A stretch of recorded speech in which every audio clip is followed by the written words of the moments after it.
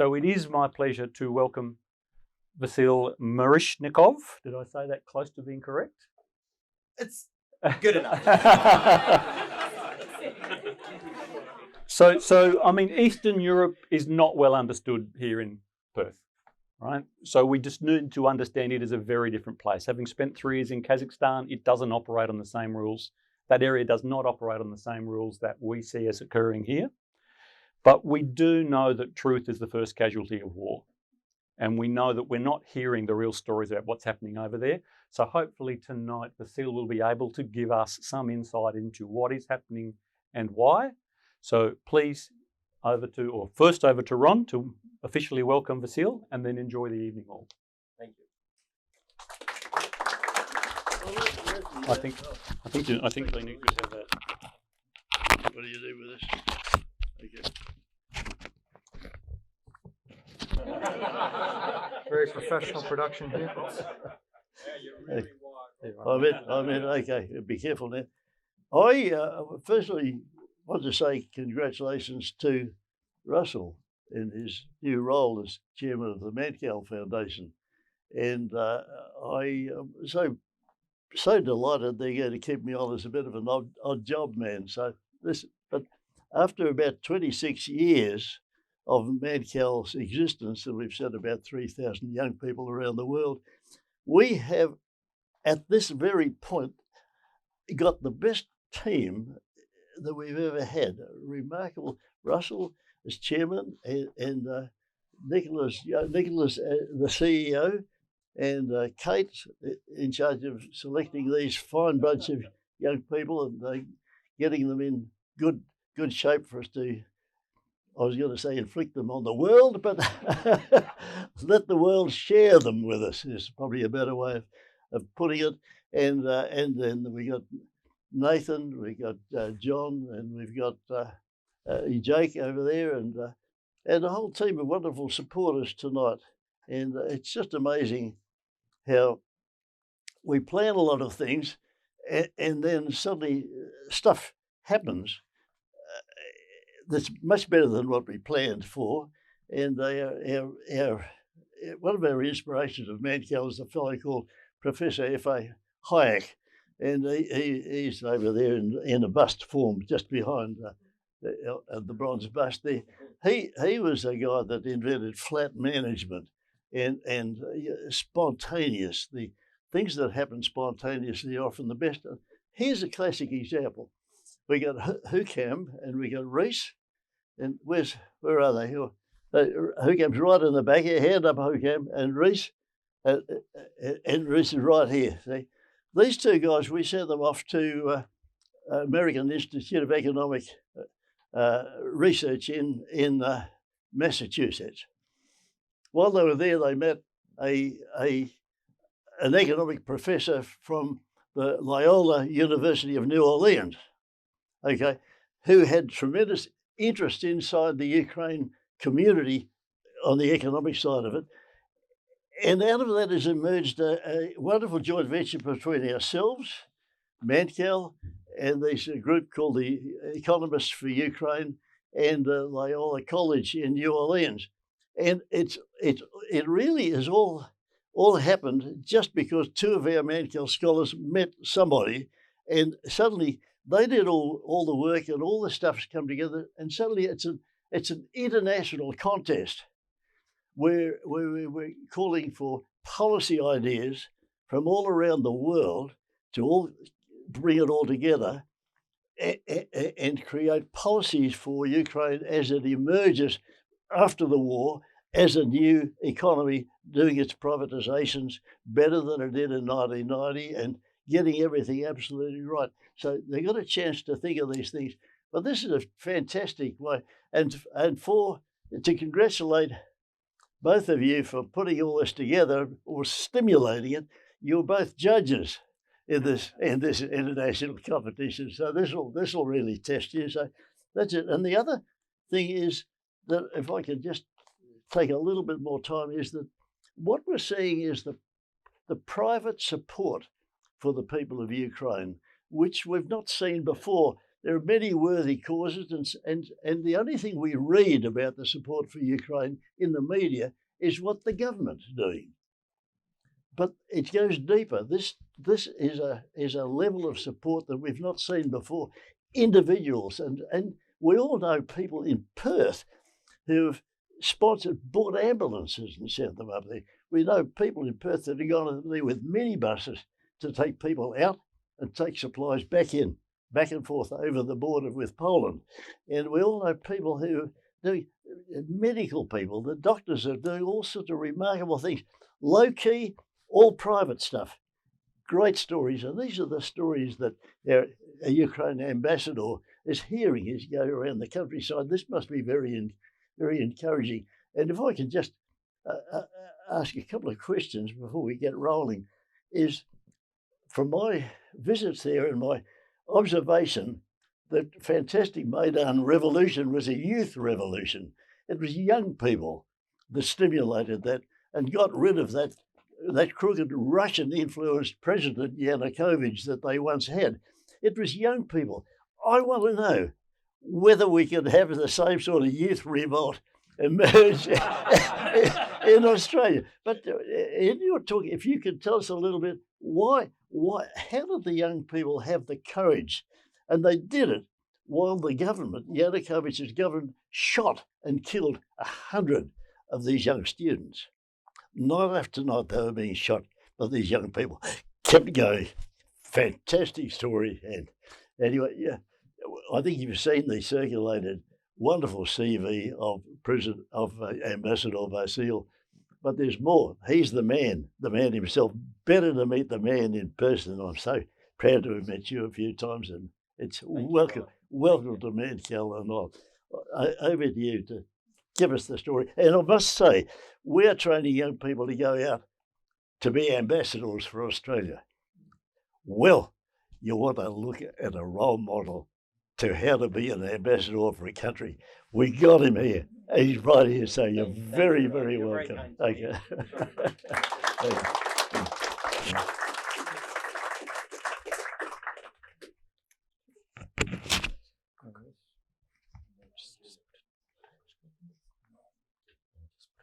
That's good.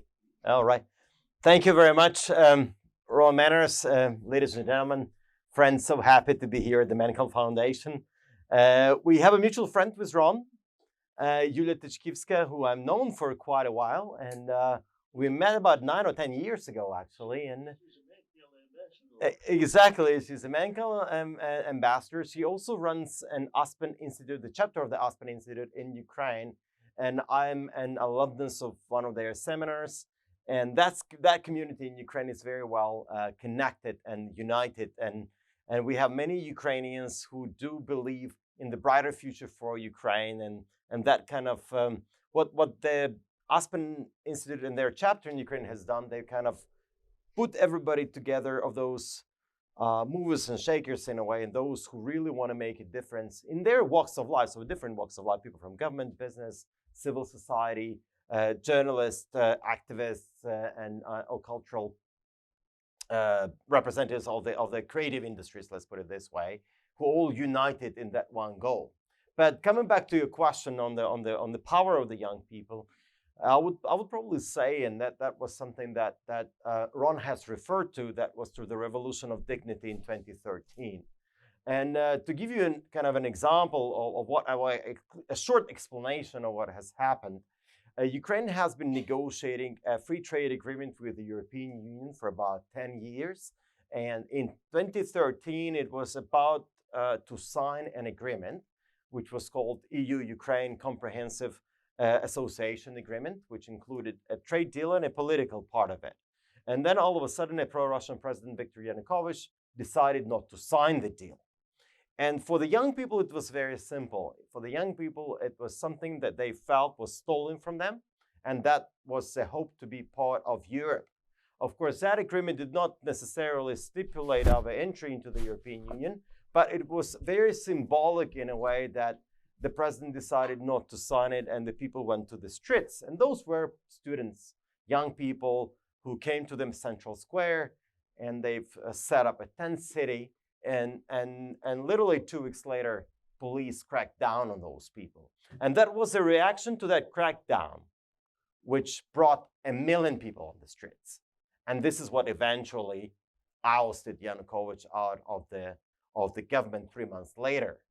And this is when he used the snipers and the police to actually crack down on that. Over 120 people got killed. And in 2014, and then what happened afterwards, that Russia spotted a weakness. And the weakness was a transitional government that we had in place, and Russia invaded. Russia invaded Ukraine and started the war. And this war has been going on for 9 years already. But it all started in early March of 2014. That was a time when I was in a private sector. I was in business, as I have been more recently until I joined the government very recently, just 17 months ago. But at that time, I remember, because I was in strategic communications and public affairs, and it was together with a group of people in Kyiv that we decided to create Ukraine Crisis Media Center, which was an NGO, which was specifically set up with the goal of amplifying Ukraine's voice internationally, explaining to the international audiences what has happened at Maidan and what Russia is doing in Crimea, what Russia is about to do in terms of the invasion. And those were very early days, and it was difficult to grasp for many what was happening, but the invasion started back then and the war has started. In a way, the global response to the Russian invasion of Ukraine was quite weak. The sanctions which were imposed were very humble. And this is what actually emboldened and inspired Putin to come up with a much bigger invasion 8 years later. In a way, that was a similar response to Russia invading Georgia in 2008. And you probably don't even remember that, but it was in 2008, it did happen. And the world just forgotten about that. And that was actually what Putin has bet on. He figured, well, I can probably do it again. And the general assessment we got from different intelligence agencies said Kyiv would last 7 days and then it would fall. But I think it was a fierce resistance, which the Russians did not expect, that Ukrainians were able to mount. And that was probably a phenomenal unity of the Ukrainian people, inspired by the leadership of the Ukrainian president, who went out there, delivered a message to the people, communicated very well and straightforward that he's out there and the government is there and we're there to fight. And that message was really very well received and supported throughout different, by our society entirely, and everybody got united. And I think that was a fierce resistance of the Ukrainians, and the resilience that we have demonstrated as a result of it has inspired the global community and other countries to step in and come with assistance for Ukraine. And it's been ongoing now for almost 600 days soon. I mean, and really it's difficult, and I often get this question, how is your president coping? And how are you coping? Myself, right? How is it for the Ukrainians who are out there in the trenches? How is that to be basically fighting the World War I and surviving and still pushing Russians out, right? Look, there are many different topics I could probably address in my speech. I'm still here in a group of people who are economists, who are interested in economics, and I would be happy to take your questions. So I would like to speak a little bit on the economic situation at the moment and where we are, and kind of focus briefly on the reconstruction and rebuild. But I'm happy to take any military, political, or any other question you may have. So don't be shy. Once I stop in 5 or 6 minutes, I'm happy to take questions, and we can just take it as a conversation. And I'm sure you're all reading what's happening in Ukraine, and I'm sure you know a lot. So I'm not really here, coming with something eye-opening. I'm sure many of you have been following this closely. So on the economic side, what really been quite striking is actually that our banking system survived. There was no run on banks, and this is something that everybody expected. Of course, the central bank had to impose certain restrictions to avoid the capital flight out of the country, but also kind of on the run on banks. But people generally, trusted the banking system, and it survived. By the way, because of the very sophisticated IT system we have in Ukraine, our banks are quite sophisticated in their customer service. I've really can assure you that our banking applications will work much better than Australian banking applications, and they are much faster. And actually, Ukraine has really made a major step forward in terms of digitalizing its public services, and some of the things have been done. As a matter of fact, we now have this application on every phone as of 4 years ago, where you have your passport, your driving license, all other documents in one application, just all integrated into the government services system. And it really works well. It works well for paying taxes. It even works well for paying traffic fines, which you now get in a message in your messenger, and now you have to pay. And if you pay soon, you pay half price, right? And it's all very well integrated, and it really works well. This is now become one of the exporting products for Ukraine to take it to the outside world. What's important that system has survived numerous cyber attacks, and Ukraine has been a target for cyber attacks for a while, but especially when the Russians invaded, they really were hitting our infrastructure, government infrastructure, as well as the banking system. But we were able to withstand those attacks, and we can talk separately of how it was delivered, but it was not an easy one. So we had a major drop in the GDP. 30% of the GDP has dropped, so it's really tough economic-wise. Many companies had to shut down their operation.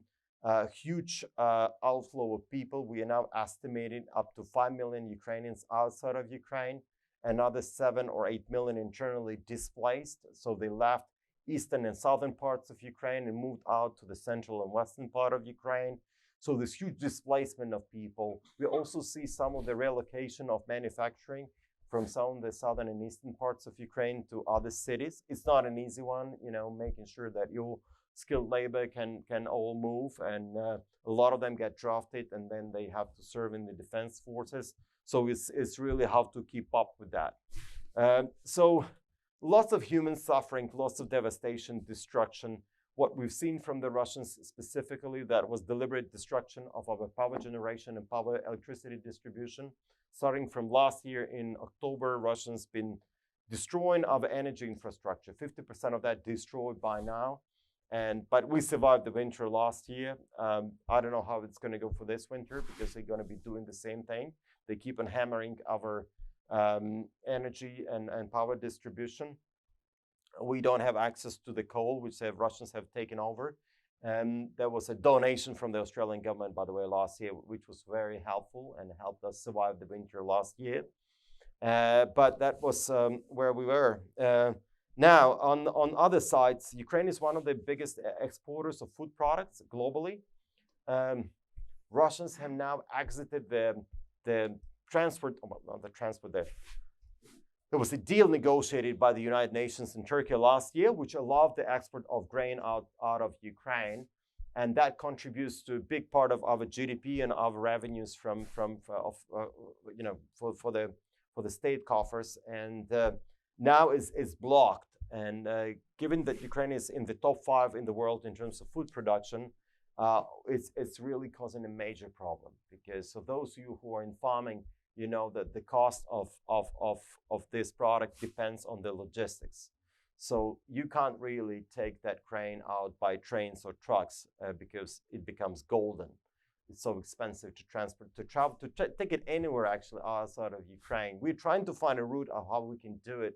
But in my conversations with my friends who are in farm and business, they say it just doesn't make sense. Once you get it to the ports in Romania or you get it to the ports in Croatia, it becomes so expensive by the time it reaches there, it just doesn't make sense to even do it. It's just easy to burn it. It just doesn't work.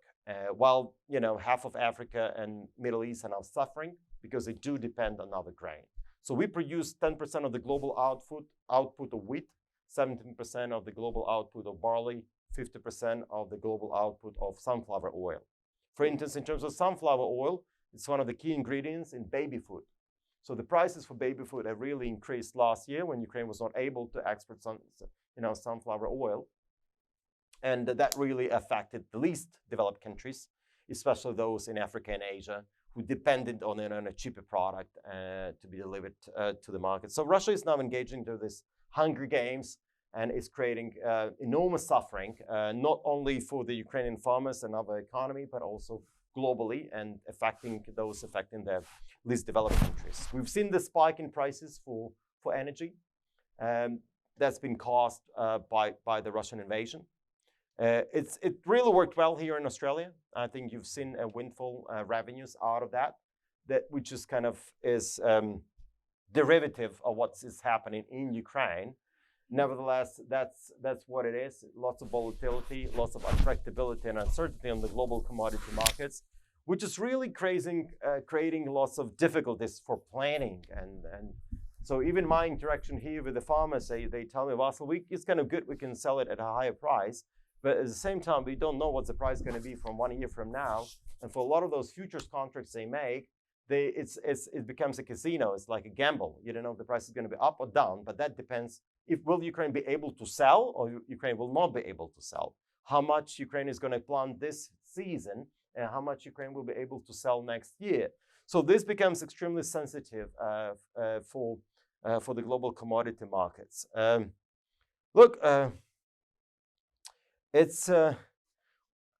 We now get into these discussions. Okay, so as Ukraine is being destroyed, and it keeps on happening, Russians just recently blew up that Kakhovka Dam, which was a big dam on the Dnipro River in the south, and they've really undermined that southern part of Ukraine, which depended on the basin of water. So we use that basin for water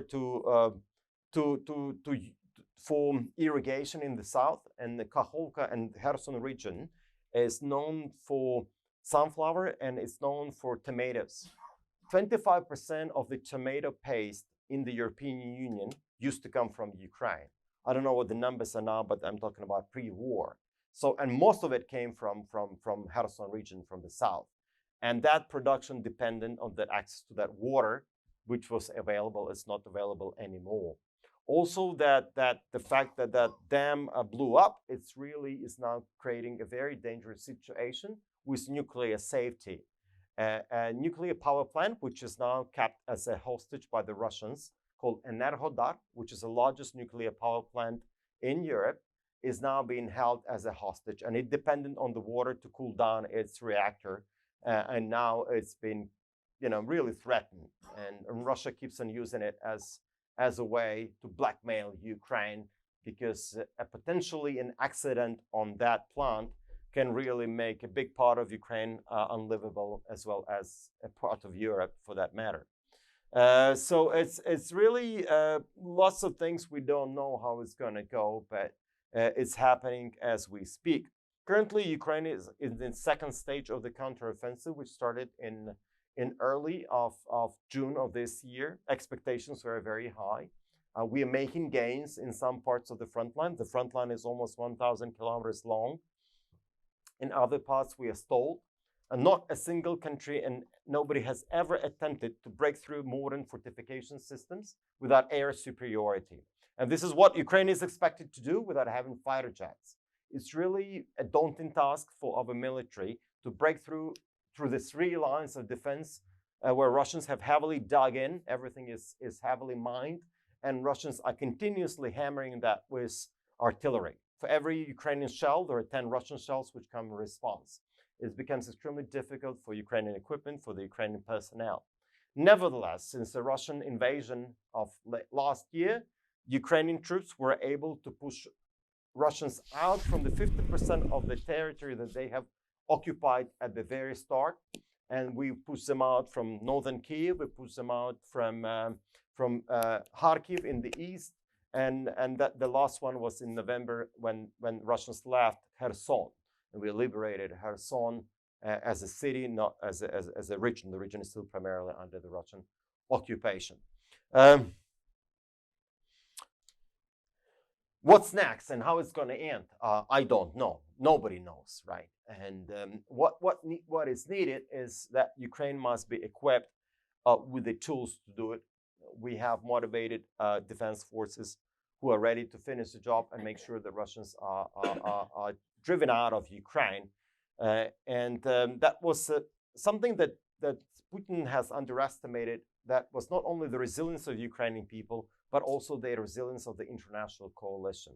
And so those were 50 nations which stood out there to support Ukraine. And Australia is one of those. And I would like to express my gratitude to the Australian people, to you here, taxpayers, who've contributed to that through the government, and government has donated 120 Bushmasters. We're also getting some other armored personnel carriers and artillery and ammunition. And what's coming? So it's an essential contribution, which is saving lives in Ukraine, which is helping Ukraine defend democracy and restore rule of law and the respect of the UN Charter. It's still kind of, UN Charter has been really, it's the only document we have out there, but been blatantly violated by the Russians. And I think for smaller countries, it's very important to make sure that Ukraine wins, because if we can allow a bullet to change borders by force, this is what's going to inspire other dictators globally to do the same thing. And this is something that Australia cannot afford. This is something that smaller countries and any other country can afford, because if we actually create a system where you can use force and use it at your own will and change borders and invade countries, that's really taking the world to, it's not going to go well, because more and more of that will be seen here in this part of the world, because Indo-Pacific was heavily affected, and it's really affected many countries here in the neighborhood who now feel very uneasy, who now feel that their national security depends on the global energy security and on global food security, right? And access to clean water, right? It's becoming more and more topical. And as the global population is growing, as the desert is coming, many wars will start for the access to food and water. And those countries which are producing lots of food and water will become very vulnerable. So it's very important to keep your defense forces in place and ready, and invest in deterrent. And deterrent and actually helping Ukraine is part of that deterrent. Because if we can make sure that Ukraine can win, that will serve as a deterrent to other countries who may ever, think of doing something similar. So I think I'm going to just stop here, and I'm happy to take your questions, and I will try to come up with some other things which I missed in my initial remarks.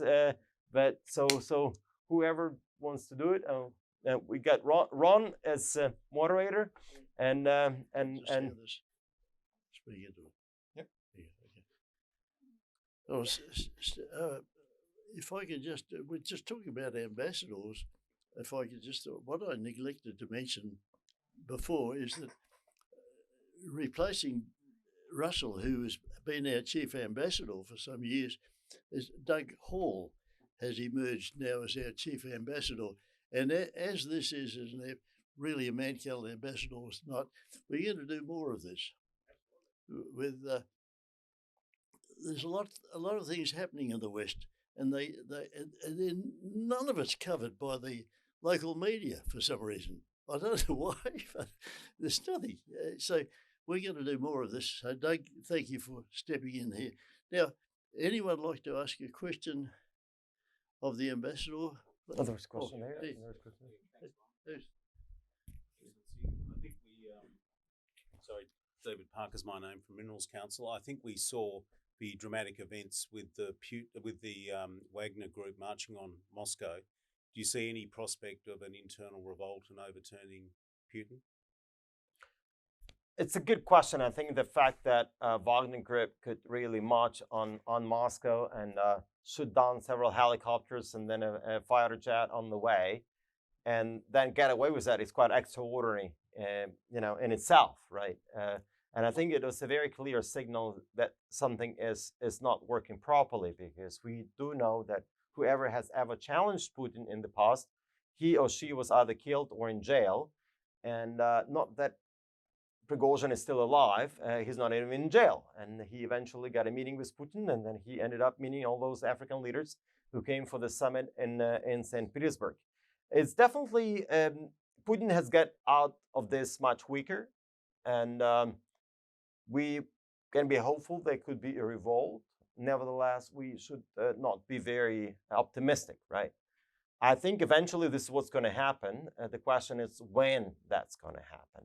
I think that's when Putin invaded Ukraine, when Russia invaded Ukraine, I mean, it was already, he already failed, right? He already failed, and now it's a matter of time when that's, when that's going to precipitate his demise.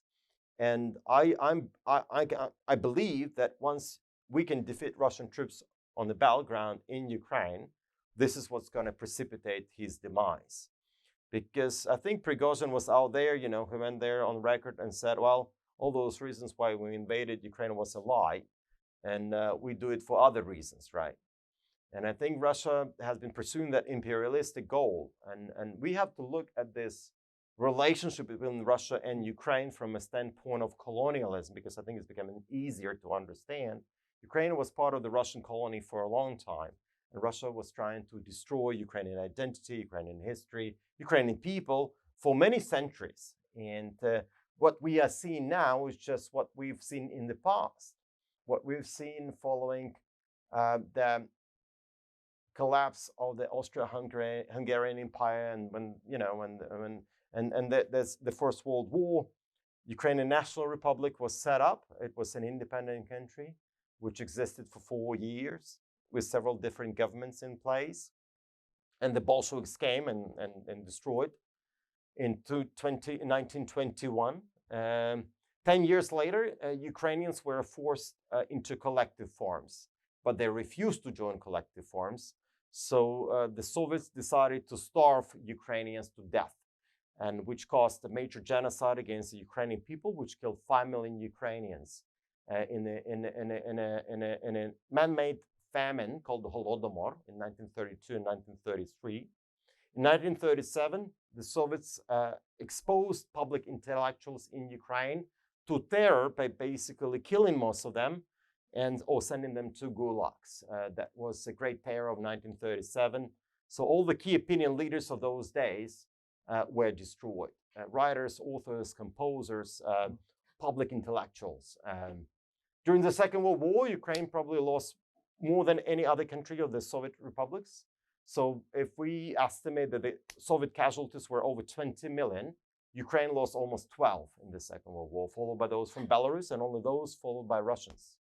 And it's sometimes that part of history is being missing, because most of the battlefield was in Ukraine and Belarus, going back and forth. So most of the devastation and tragedy happened out there. In 1986, the Soviets concealed the fact of Chernobyl, which happened. There was a nuclear power plant accident, and exposed big parts of Ukraine to nuclear pollution, which now has really been killing people throughout the past 35 years. Because if we look at the number of cancer in Ukraine, which is happening because of that exposure, which happened in those days, is just staggering. And that was another trauma. So Ukraine has gone through different traumas throughout this past 100 years, and we now have to relieve the experiences of the generations before. And that's kind of, this transgenerational trauma is really affecting Ukrainians. Sorry, I just got carried away with a question, but it was just, so I wanted you to give you kind of a perspective of where we are and why Russia has invaded Ukraine. You probably asked me that question. Russia invaded Ukraine because they wanted to invade Ukraine, and they felt emboldened by that. They felt like they own it, and they feel like Ukraine has no right to be a sovereign country. That's the only reason why they invaded it. The only reason they want to revive imperialistic Russia, which has been feared.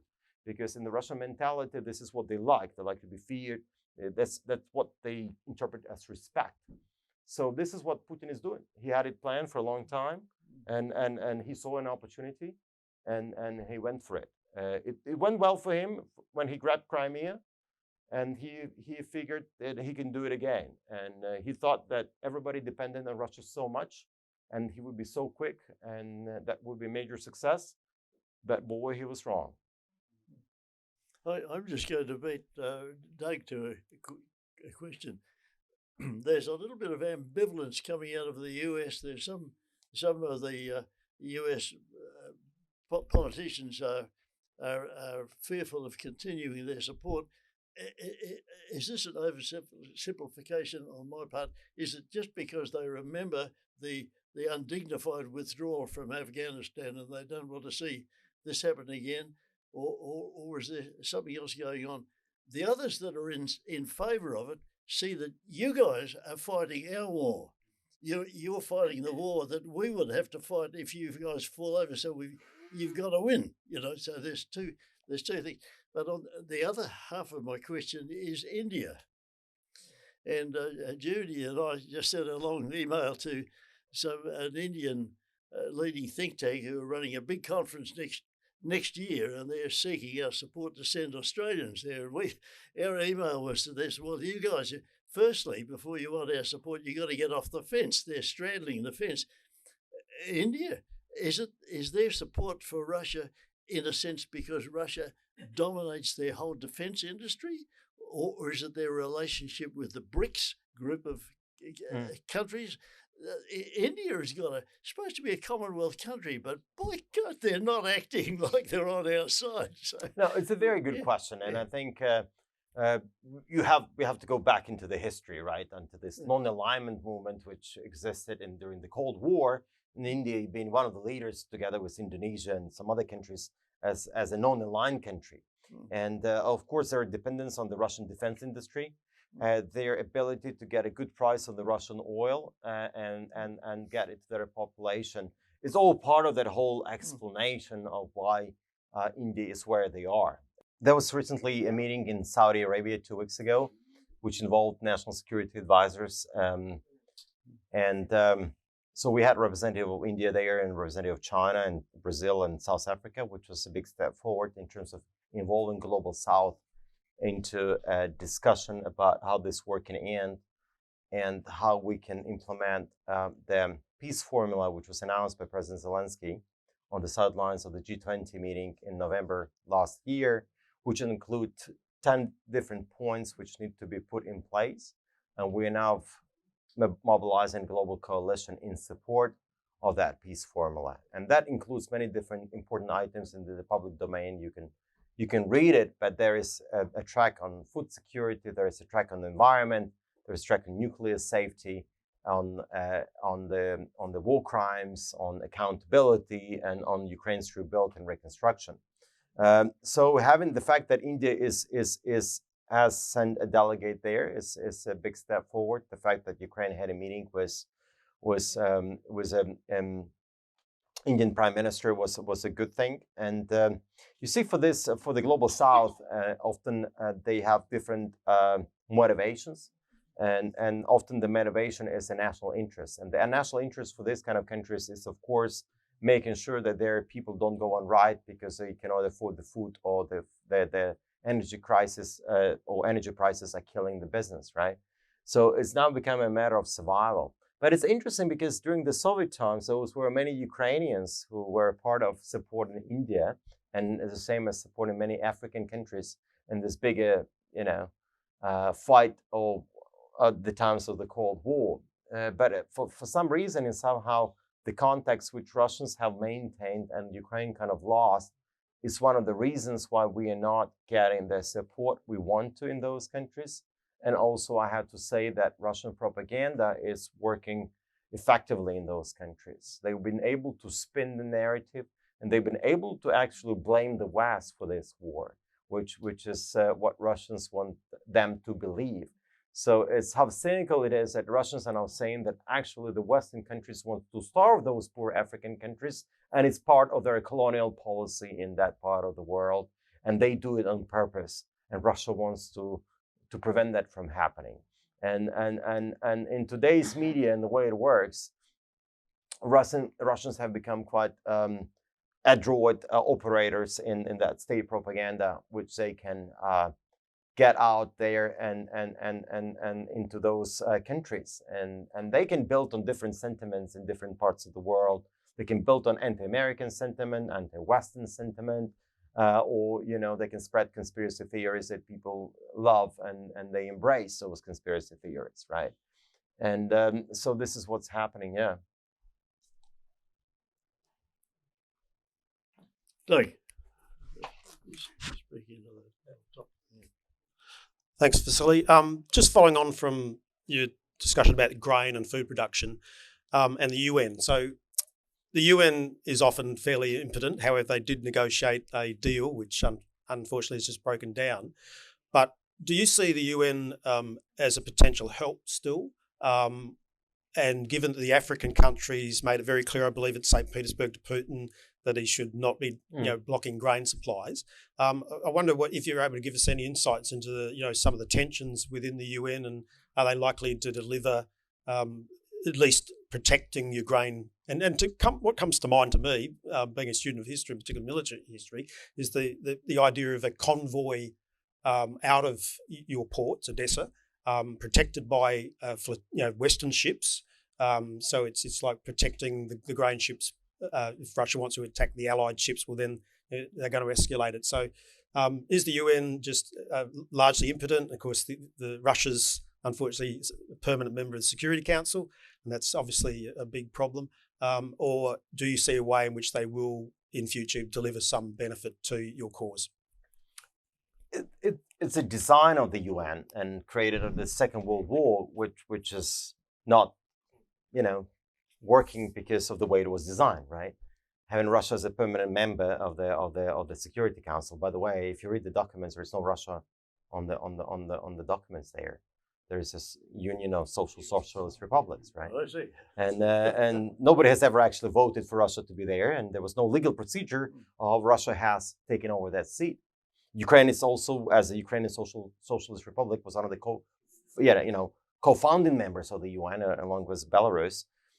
So we've been having a mission there for a long time. Of course, it was very symbolic, and it was still pretty much run from Moscow. We all understand it, but still, a Ukrainian delegation was there since 1944 for those meetings in California where they designed UN.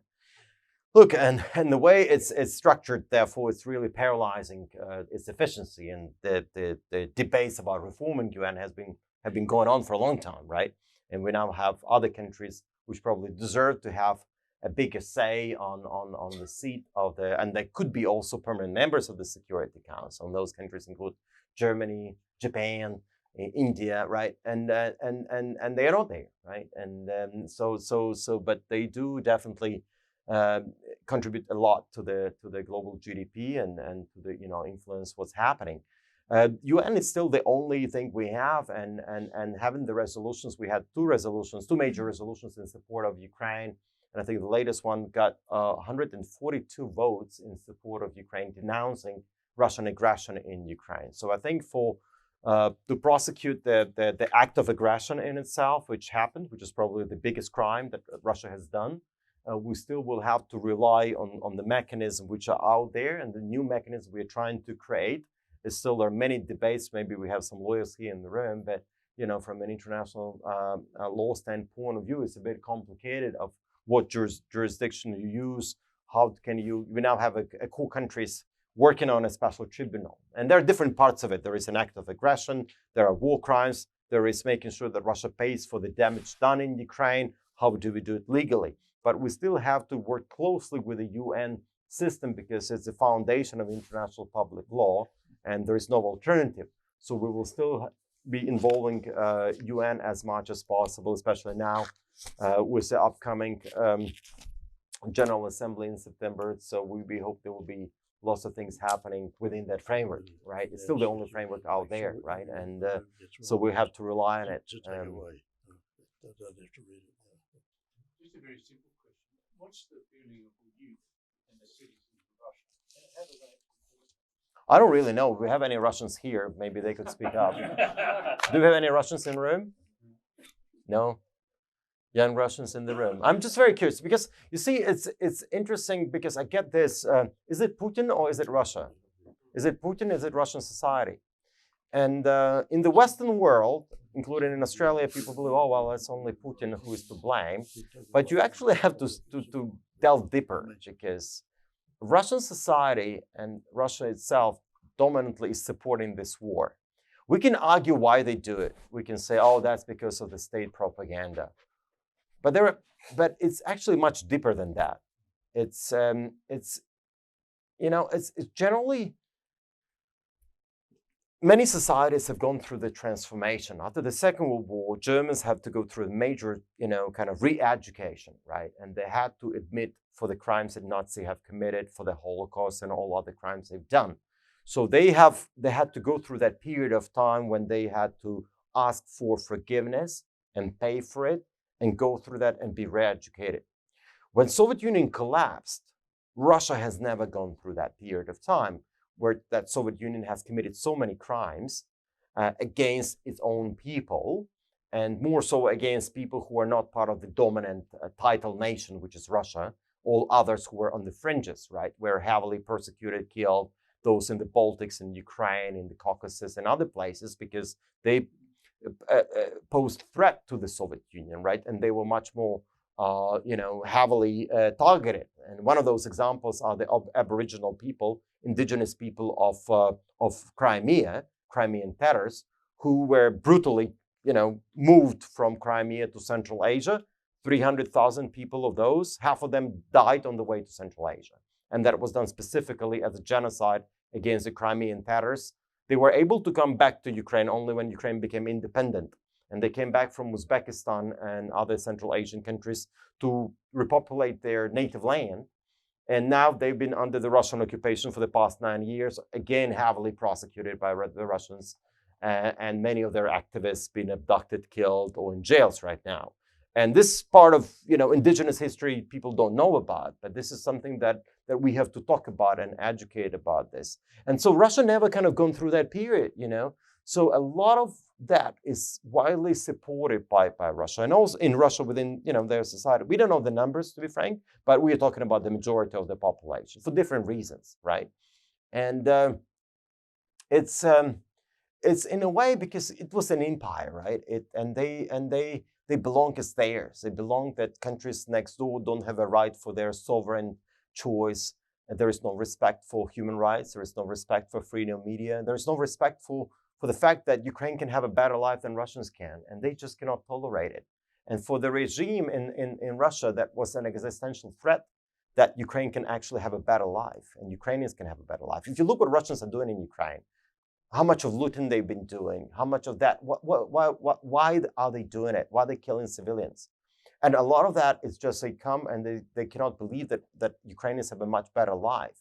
So reaction to that is, looting, raping, and just killing civilians because they can do it. That was part of terrorizing the population to subdue them. And we've seen it before, we see it again. And, all those Ukrainians under the Russian occupation are not really being threatened. Russians have tried to erase our own identity for a long time. They cannot believe that Ukrainians have a right for their own language, for their own history, for their own culture. So Vasyl, can you talk about? Oh, sorry, John. Can you talk about what President Zelensky and the Ukrainian government is doing to unite the country? Because there's something special happening there. I think that was, that famous what Zelensky said, I don't need ammunition, I need ammunition, I don't need a right?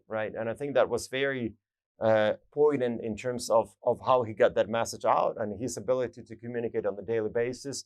It's not everything is on the phone. You get out there and you can watch it live. And that was a message from the president that you get every night, every evening.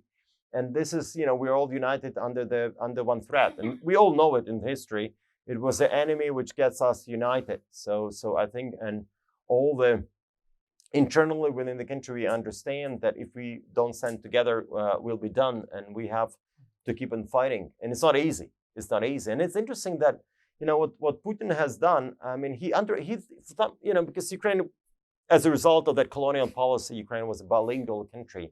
But for some reason, Putin believed that those who speak Russian, they are Russian. But it turned out those who speak Russian, they are Ukrainian.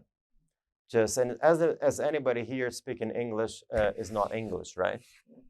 You all have a very strong Australian identity, and this is who you are, and this is what you're proud of.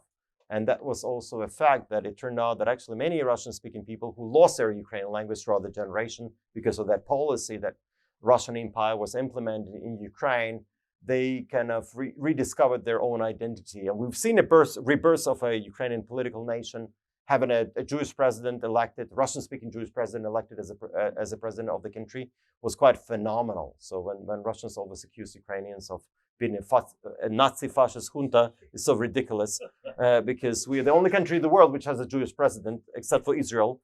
And so it's really, it doesn't really add up when you kind of look at it. And I think that was quite phenomenal of what we've been able to achieve in terms of that. Also, a lot of that is also generational change which has happened, and I only mention generation because if you look at the older generation in Ukraine, that it's all Soviet generation, that this generation was brought up in the Soviet Union. It's really, it's coming. Yeah. I have a question. Given the atrocities that are being perpetrated against the Ukrainians, I'll speak loudly. Can everyone hear? No, it's recorded. So this for recording, not for the people. It's part of the system, isn't it? Yeah. I'm breaking the system, Ron. Okay. Given the atrocities and so on, is it possible for the Ukrainians to ever accept peace, even if that's foisted upon them from the West or through whatever reason? It will be very difficult for Ukrainians to reconcile, and I don't think it's a question for my generation. It's a question for even not for my kids. It's probably for my grandkids, to be frank, because I don't think we'll be ever able to forgive the Russians for what they've done, because it's all clearly documented. It's all on Google Drive. It's all in the cloud.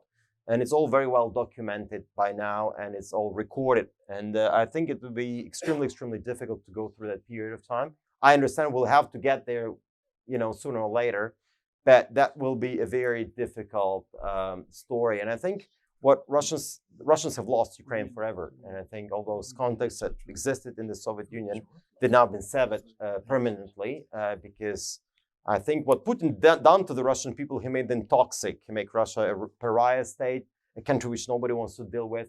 And many Russians who fled Russia, now when they are in Europe, they often say they're Ukrainian just for the hell of not being identified as Russians. And this is what's happening. And that's kind of legacy that Putin is leaving. This is just horrendous where he's leaving Russia. And I do want Russia to be free and democratic one day. But what happened is really devastating. I think we need to get the... Okay.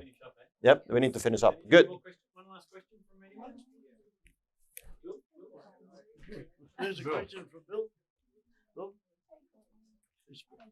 Speak. Ambassador, may I ask you the question that concerns me? Is the Ukraine winning the war? It is. It is. It is. You don't think so? I don't know.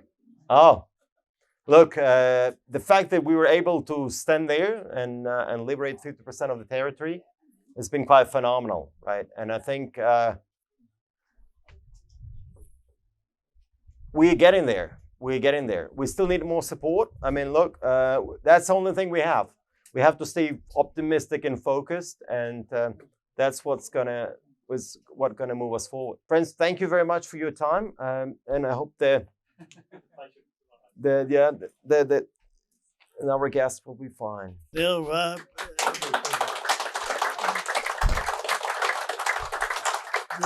there's no rush.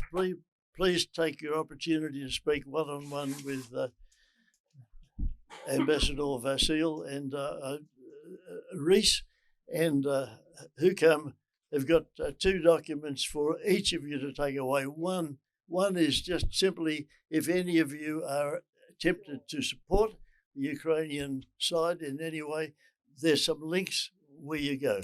And they're all reliable links that have been checked out. And the other document that we've got is that the full details of that, the international contest where we're seeking policy ideas from economists from all around the world to be compiled and submitted to the Russian Rebuild Committee, which is very, very active. So send them around. Please take one each, fold them up, put them in your pocket, study them in due course. But stick around. There's plenty of drinks left. There's plenty of food left. And take your time and spend a moment or two with Ambassador Vasyl. Thank you so much for coming. Thank you. Okay.